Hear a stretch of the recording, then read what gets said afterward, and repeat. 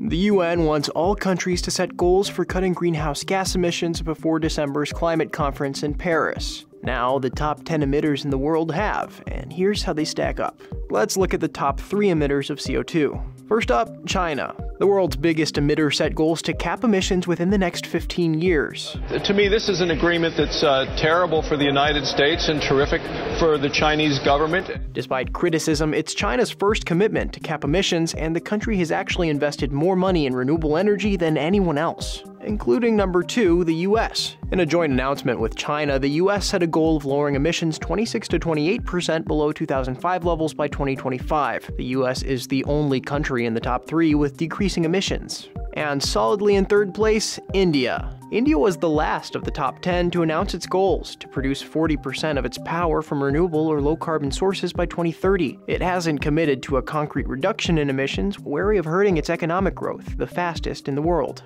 Next, developed countries in the top 10. Developed countries make up half of the top 10, and after the US, Japan leads the pack with more than 1 billion metric tons emitted in 2013. The country set a goal to reduce emissions 26% from 2013 levels by 2030, but it's become increasingly reliant on coal since the Fukushima nuclear disaster. Germany, South Korea, and Canada round out the group, and the first 2 have set fairly ambitious goals, although Canada has actually lowered its goal on the back of its controversial oil production from tar sands. Now let's take a look at the other half, developing countries. Next to China and India, Russia is the third biggest emitter in the developing world, putting out 1.8 billion metric tons of CO2 in 2013. One of the biggest oil producers in the world, Russia's goal for the summit is kind of non-committal, a 25 to 35% drop from 1990 levels by 2030, with the major caveat that it depends on the outcome of the conference. Indonesia and Brazil, the last 2 developing countries, face one of the same challenges, deforestation. In Brazil for agriculture and in Indonesia for palm oil production. Both countries cite reducing deforestation as a means to their goal, a 37% reduction from 2005 levels by 2025 for Brazil, and a 29% cut from business as usual levels by 2030 for Indonesia.